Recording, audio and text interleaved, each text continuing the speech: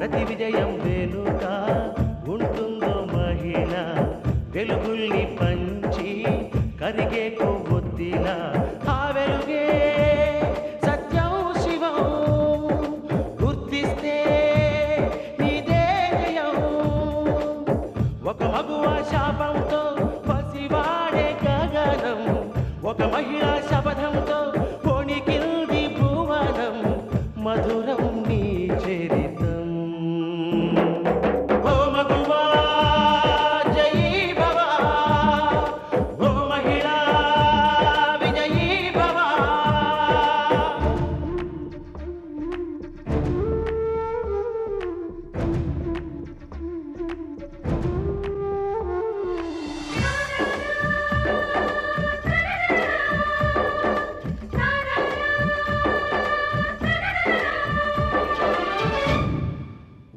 మాటతో ఒక్కనాటికి రాదు రాదు జయము చిత్తశుద్ధితో చెమట ఓడ్చితే అందదా విజయము పిడుగురాలిన అడుగు ముందుకు వేయుటే ధైర్యము మనసు చూపిన మార్గం మొదలగా సాగని పయనము అంతులేనిది నీ సహనము సాటి లేనిది నీ త్యాగము బతుకు బాటలో మలుపు మలుపున ఎన్ని ఆటుపోటులో గెలుపే నీ ధ్యేయం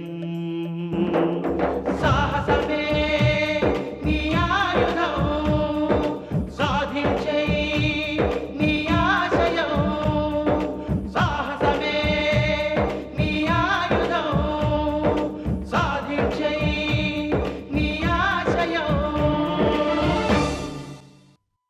పిచ్చి మాలోకమైన నా తమ్ముణ్ణి పెళ్లి చేసుకున్న నీకే ఇంత అహంకారం ఉంటే బలవంతుడైన మీ అన్నయ్యని పెళ్లి చేసుకున్న నాకెంతుంటుంది 2 నిమిషాలేంటి 20 నిమిషాలు టైం ఇస్తున్నాను నిజంగా నువ్వు ధైర్యవంతురాలివే అయితే నా మీద చెయ్యేసి చూడు 20 నిమిషాలు కాదు 2 గంటలు టైం ఇస్తాను నువ్వు ధైర్యవంతురాలివైతే నన్ను మెడపెట్టి గంట చూద్దాం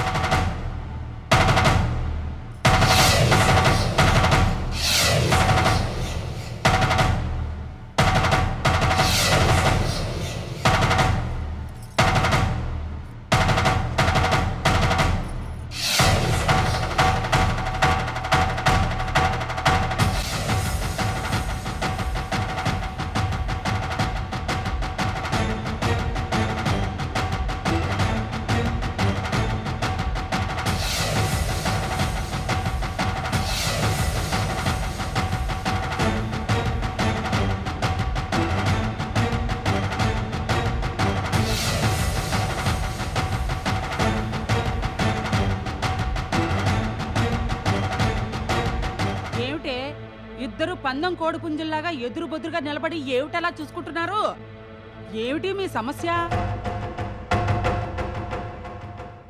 మీ సమస్య ఉంటే చెప్తే పెద్దదాన్ని నేను పరిష్కరించి పెడతాను కదా గొడవ లేవనెత్తింది ఈవిడ సమస్యని సృష్టించింది ఈవిడ అలా అనుకుంటే అది నీ మూర్ఖత్వం సీత ఏయ్ ఏంటే సీత దాని మీద నీకెందుకు అంత కోపం చెప్పు నాన్నగారిని చూస్తే చేతులెత్తి నమస్కరించే పోలీసులు అవే చేతులతో నాన్నగారిని ఈడ్చుకెళ్లేటట్టు చేశావే ఎందుకలా చేశావని అడిగాను దానికి సమాధానం చెప్పకుండా కొంగు బిగించి యుద్ధానికి సిద్ధపడింది ఏది ఎలా చేయాలి ఎవరితో ఎలా మాట్లాడాలనే ఒక పద్ధతి ఉంది అన్న భార్య అనే మర్యాద కూడా లేకుండా తన ఇష్టం వచ్చినట్టు ప్రశ్నిస్తుంటే నేను చేతులు కట్టుకొని జవాబు చెప్పాలా బామ్మా ఎవరి దగ్గర ఎలా మాట్లాడాలో నువ్వు నాకు నేర్పిస్తున్నావా నువ్వు పోలీసుల దగ్గర పద్ధతిగా మాట్లాడుంటే నాన్నగారికి ఇంత అవమానం జరిగుండేదా ఏ తప్పు చేయని మావయ్య పోలీస్ స్టేషన్కి వెళ్లకూడదనే సదాభిప్రాయంతోనే నేనలా మాట్లాడాను నేను మాట్లాడింది సరైంది కాబట్టి బామ్మ నీ మొగుడు నాకు సపోర్ట్గా మాట్లాడారు వాళ్లుగా మాట్లాడలేదు వాళ్ళు మాట్లాడేలా చేశావు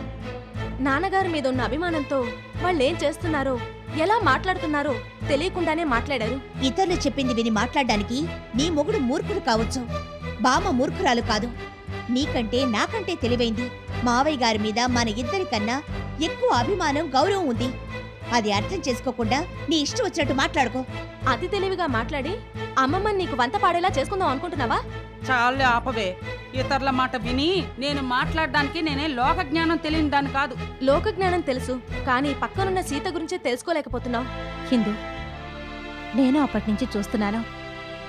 సీతేదో చెయ్యకూడని తప్పు చేసినట్టు మాట్లాడుతున్నావు. తనెందుకు అలా చేసిందో సీత చెప్పిన తర్వాత కూడా నువ్వింత పట్టుపడితే ఎలా అమ్మా?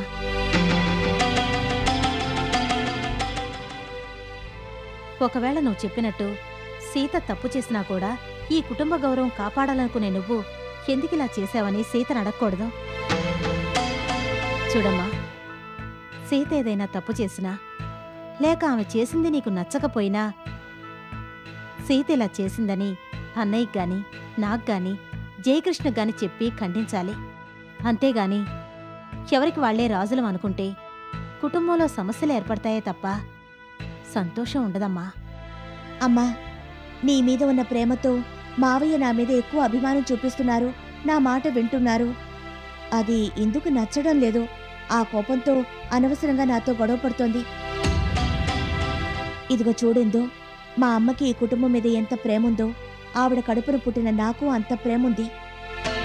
నీ అసూయ వల్ల ఇక నుంచి మన మధ్య గొడవ రాకూడదు. నేను ఇక మీదట మావయ్యతో చనువుగా ఉండను.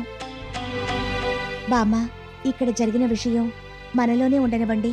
మావయ్యకి అత్తయ్యకి తెలిస్తే బాధపడతారు.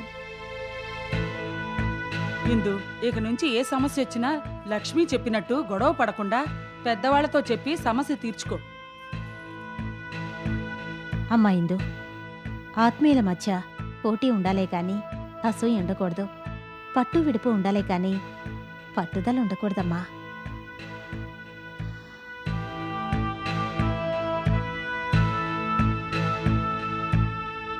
ఇందు, జరిగిందంతా మనసులో పెట్టుకోకు. మనసు మన స్వాధీనంలో లేనప్పుడు పసుపు చీరతో గుడికి వెళ్ళి అంగప్రదక్షిణలు చేస్తే మనసు ప్రశాంతంగా ఉంటుంది. ఇదిగో కట్టుకొని వెళ్ళరా.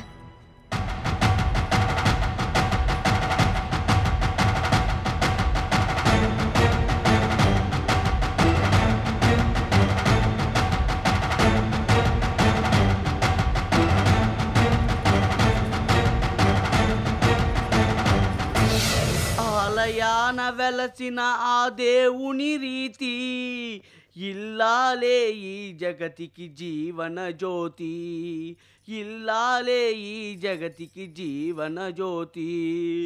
ఇందు, వచ్చేసావా? ఇందాకటి నుంచి నీ గురించి ఎదురు చూస్తున్నా. నువ్వేమో రాలేదు, నాకేం చేయాలని తోచట్లేదు. ఇదిగో అందుకని ఈ ఇస్త్రీ పని పెట్టుకున్నాను. నీ చీరలు, నీ అప్పర్ క్లాత్లు, చుడిదార్లు, ఈ రవికలు అన్నీ ఇస్త్రీ చేశాను. నా ఇస్త్రీ బాగుందో లేదో నువ్వే చూసి చెప్పు. నేను ఇస్త్రీ చేయడం ఏంటని ఆలోచిస్తున్నావా? నేను చేయకూడదా? నా షర్ట్లు, నిక్కర్లు, పనీను నువ్వు ఇస్త్రీ చేయగలేంది, నేను నీ బట్టలు ఇస్త్రీ చేయడం తప్ప? ఇందు, ఏంటదోలా ఉన్నావు? అబ్బే ఏం లేదు. ఏం లేదని బుకాయించకు. ఏదో ఉంది. ఎప్పుడు హుషారుగా ఉండేదానివి ముభావంగా ఉన్నావంటే ఏదో ఉన్నట్టే. ఏం లేదని చెప్తున్నాను కదా. నేను నమ్మనుగా. ఏదో ఉన్నట్టు నీ మొహమే చెప్తుంది. దాన్ని నాకు తెలియకుండా దాచాలని చూస్తున్నావా? ఇదిగో ఇందు, మొగుడు పెళ్ళాలన్నాక దాపరికాలు ఉండకూడదు. మొగుడు కోసం పెళ్ళాం, పెళ్ళాం కోసం మొగుడు, పువ్వుల జంటగా ఉండాలని చెప్పిన నువ్వే నా దగ్గర నిజం తెస్తావా? చెప్పిందో. నాన్నగారి అరెస్ట్ విషయంలో సీత అనవసరంగా తొందరపడినందుకు నేను సీతను నిలదీశాను. అప్పుడు అమ్మమ్మ అత్తయ్య వచ్చి నన్ను మందలించారు. పెద్దవాళ్ళు మందలించినందుకు నువ్వు పెద్దగా బాధపడవు. ఇంకేదో జరిగి ఉంటుంది, అది కూడా చెప్పు. అంతకు మించి చెప్పడానికి ఏం లేదండి. ఇదిగో, ఏం లేదని తప్పించుకోకు. నువ్వు చెప్పకపోయావో నా మీద ఒట్టే. చెప్తావా లేదా? అమ్మమ్మ అత్తయ్య తిట్టినందుకు నేనేం బాధపడలేదండి. కానీ సీత పసుపు బట్టలు నా మొహాన కొట్టి మనశ్శాంతిగా ఉండాలంటే ఈ పసుపు బట్టలు కట్టుకుని అంగప్రదక్షిణ చేయమంటూ నన్ను ఎద్దేవా చేసిందండి. అంత మాట అంతా? నా పెళ్ళాం గుడికెళ్ళి అంగప్రదక్షిణ చేయాలా? అలా అన్నప్పుడు నువ్వు ఎలా ఊరుకున్నావు? గొడవ ఎందుకని? అవమానం, భరించలేని అవమానం. దాని సంగతి ఇప్పుడే తెలుస్తాను. ఏమండి, మా ఆడాళ్ల గొడవల్లో మీరెందుకు కలుగు చేసుకోవడం? అలా నువ్వు సరిపెట్టుకోవచ్చు, నేను సరిపెట్టుకోను. ముందు దాని సంగతి తెలిసేస్తాను. వాళ్ళు అబ్బా, చెప్పేది వినండి. నా మాట వినండి. అన్నయ్య, ఏంటి మా వదిన మీద నీ ప్రతాపం చూపిస్తున్నావు? మీ వదిన మీద ప్రతాపం చూపించడం కదమ్మా, మీ వదినకి జరిగిన అవమానానికి తగిన బుద్ధి చెప్పదలిచాను. అవమానమా? అవును చెల్లమ్మా, నా ఇందుని పట్టుకుని మా సీతకి ఏదో కూసిందంట. నా పెళ్ళాన్ని అవమానించడానికి అది ఎవతి? దాని మొగుని ఎవరైనా ఏదైనా అది ఊరుకుంటుందా? అంతెందుకు, బాలాజీ వాడిని ఎవరైనా ఏదైనా అంటే నువ్వు ఊరుకుంటావా? చెప్పు చెల్లమ్మా, చెప్పు తీసుకొని కొట్టావు. ఏమండి, నాకు లేని బాధ మీకెందుకండి? నువ్వు ఎంత బాధపడుతున్నావో నేను అర్థం చేసుకోగలను. అన్నయ్య, జరిగిందేదో జరిగిపోయింది. నువ్వు కలగ చేసుకుని దాన్ని మరింత పెద్ద చేయకు. చేయకుండా ఏం చేయాలి? దాని సంగతి చాలా రోజుల నుంచి చూస్తున్నాను. అది ఇంటికి పెద్ద కోళ్ళని అందరి మీద ఎగిరెగిరి పెడుతుంది, మన అందరి మీద పెద్దనం జలాయిస్తుంది. ఆ మాటకొస్తే దానికంటే నేనే గొప్ప. అది ఇంటికి పెద్ద కోళ్ళైతే నేను ఇంటికి ఏకైకల్ని, అందులో ఇల్లరికపు వాళ్ళని. దాని కోడరికమో నా ఇల్లరికమో ఇవాళే తెలిపోవాలి. చేస్తాను. అనయ్య ఆగు. నువ్వు తప్పుగా చెల్లమా. ఆగుతావా లేదా? ఆగను. నువ్వు ఆగకపోతే నా మీద ఒట్టే. చూడనయ్య, నువ్వు గాని సీతతో గొడవ పడితే ఆ సంగతి అత్తయ్యకి మావయ్యకి తెలిస్తే వాళ్ళెంతో బాధపడతారు. అనయ్య, చందమామను మేఘాలు అడ్డుకున్నంత మాత్రాన చందమామకొచ్చిన చిన్నతనం ఏమీ లేదు. క్షణకాలం తేడాలో కమ్మిన మేఘాలు పక్కకు తప్పుకుంటాయి, తిరిగి చందమామ ప్రకాశిస్తాడు. ఇది అంతే.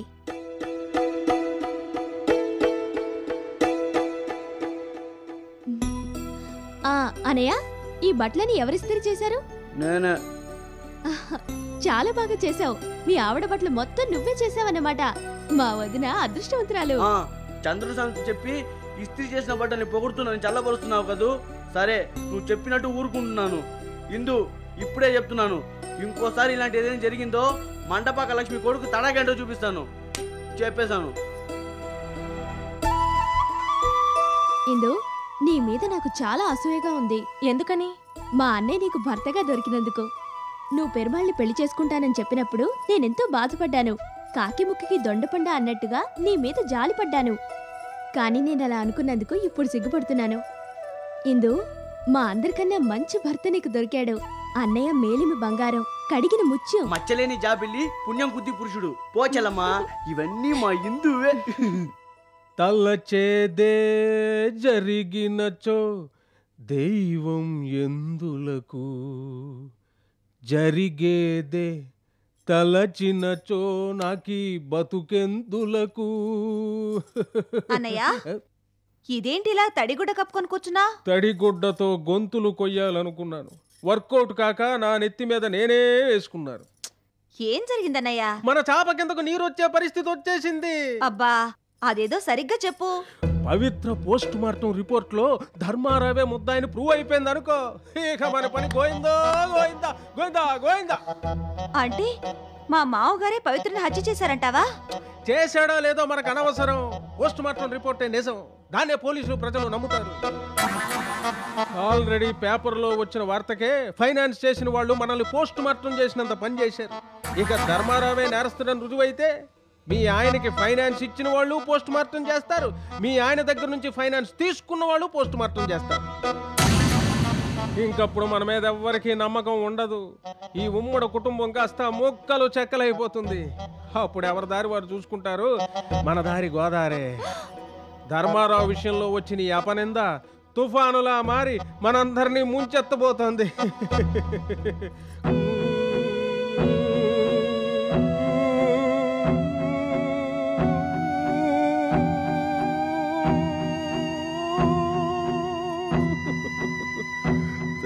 చిన్నదే జరిగినట్టు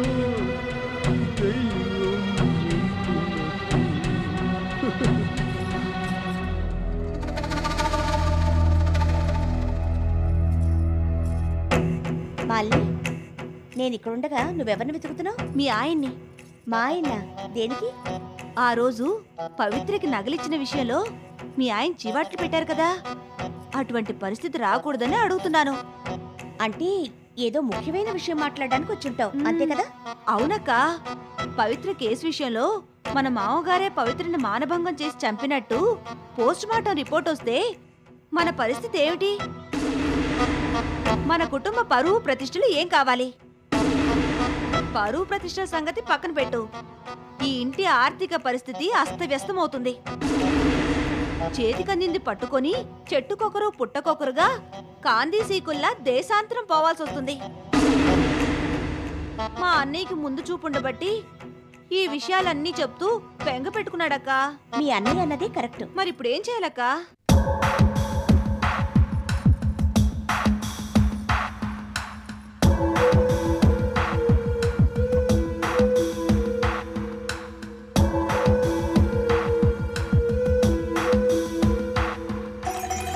మాలిని, ఈ ఆస్తికి మావయ్యకి ఏ విధమైన సంబంధం లేదు అని పోస్ట్మార్టం రిపోర్ట్ రాకముందే మనం లాయర్ ద్వారా పేపర్ ప్రకటన ఇస్తే ఈ గండం నుంచి మనం ఈజీగా గట్టెక్కొచ్చు.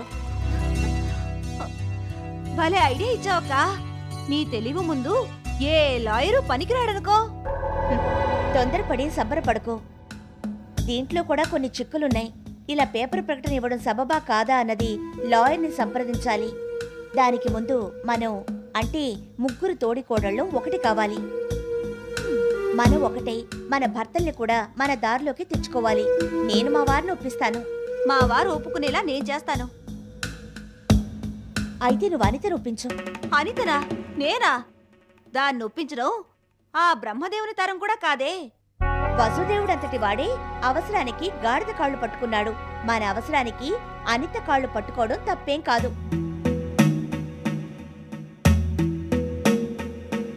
ఏంటి ఆలోచిస్తున్నావు? అనిత మన దారికి రాలేదంటే నువ్వు చెప్పేవే చెట్టుకొక్కరు పుట్టకొక్కరుగా కాంతి సీకులమై దేశాంతరం పోవలసి వస్తుంది అని. అదే జరుగుతుంది. వెళ్ళి ఆ గాడిద కాళ్ళు పట్టుకొని కార్యం సాధించు. వెళ్ళు.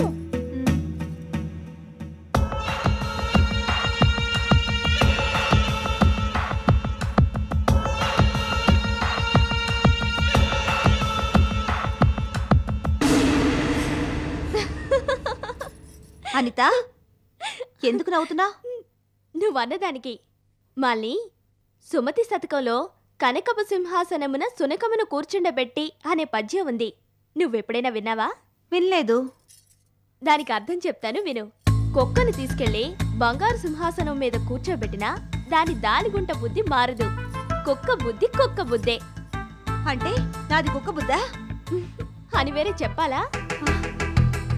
2 పాచి ఇడ్లీల టిఫిన్ బాక్స్ తో డొక్కు సైకిల్ ఎక్కి 10 కిలోమీటర్లు వచ్చి మా మావయ్య దగ్గర నెల జీతానికి పనిచేసేదానివి. వినోద్ బావ మెతకతనం వల్ల ఆయన్ని బొట్టలో వేసుకుని ఈ ఇంటికి కోడలయ్యావు. ముప్పోటలా మెక్కుతూ ఏసీ రూమ్ లో బొబ్బుంటూ తెన్న ధరక్క ఒళ్ళు పెంచుకుంటూ కొవ్వు పట్టి దిబ్బ రొట్టెలా తయారయ్యావు. కోడలుగా చేసుకున్న పాపానికి మామగారికి ఎసరు పెడదాం అనుకుంటున్నావా? అసలు నేనెందుకు చెప్పానో అర్థం చేసుకోకుండా మాట్లాడతావేంటి? ఇదిగో, మన మామగారు నేరస్తుడని రుజువైతే మీ బిజినెస్ మా బిజినెస్ మొత్తం ఈ ఇంటి ఆర్థిక వ్యవస్థే చిన్న భిన్నమవుతుంది. పరువు పోయి వ్యాపారాలు పోయి కట్టగట్టుకున్న అందరం రోడ్డున పడాల్సి వస్తుంది.